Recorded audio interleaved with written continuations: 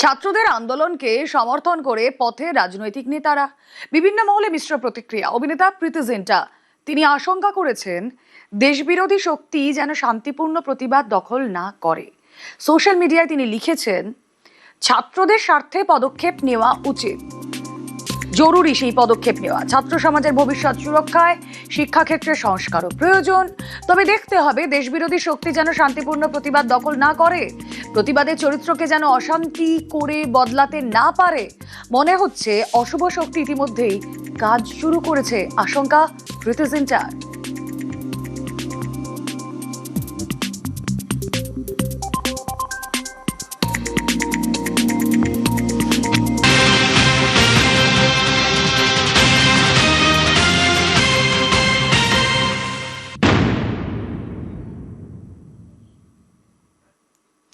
আজ মমতা তৃণমূলের দিনটা বোধহয় খুব একটা ভালো না।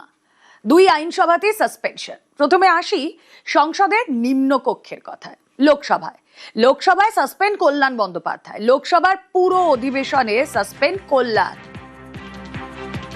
এনসিপিআই এর সদস্যদের চোর বলার অভিযোগ, মহিলা সাংসদদের সঙ্গে দুর্ব্যবহারের অভিযোগ, স্পিকারকে অভিযোগ জানান কাকলি ঘোষ দস্তিদার। গোটা বাদল অধিবেশনে সাসপেন্ড কল্যাণ।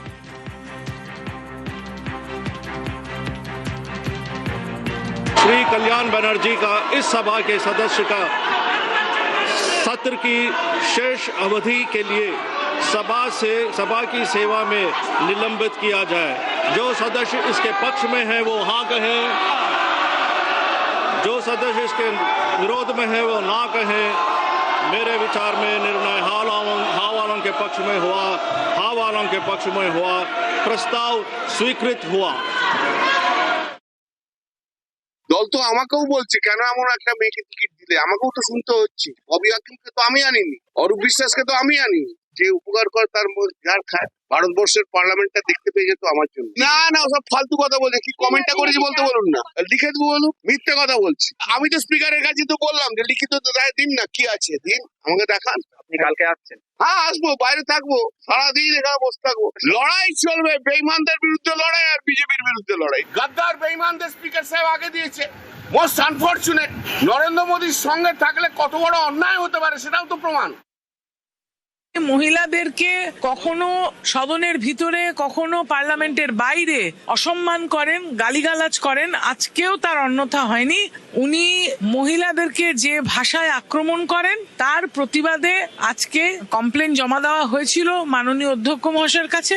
সেই জন্য উনি এই সিদ্ধান্ত নিয়েছেন যে সম্পূর্ণ বাদল অধিবেশনে কল্যাণ ব্যানার্জি সাসপেন্ডেড হয়েছেন। কেননা মিতালি বাগ আমাদের যে সাংসদ রয়েছেন তাকে অত্যন্ত খারাপ ভাষায় উনি গালি দিয়েছেন এবং উনি মহিলাদেরকে গালি দেন। ওনার অভ্যাস নারী বিদ্বেষী মানুষ। সংসদীয় রীতি সেটা তো মানতে হবে। উনি না মেনে যদি সবকিছুকে চ্যালেঞ্জ করতে চান সেটা তো ওনার অসৌজন্য।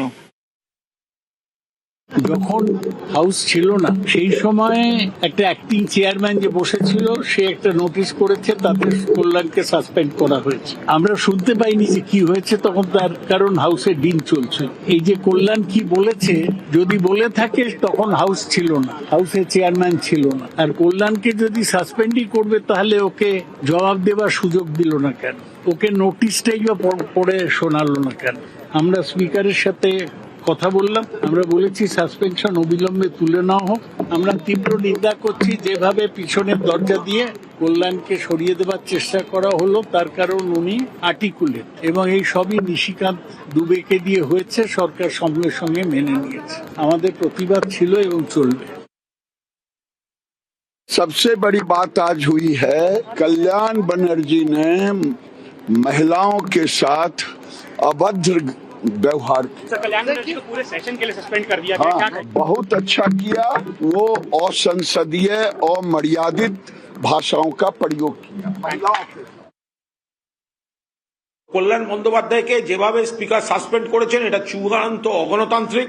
যেখানে বেঈমানগুলোকে প্রোটেকশন দিচ্ছে স্পিকাররা, লোকসভাতেও যা বিধানসভাতেও তাই।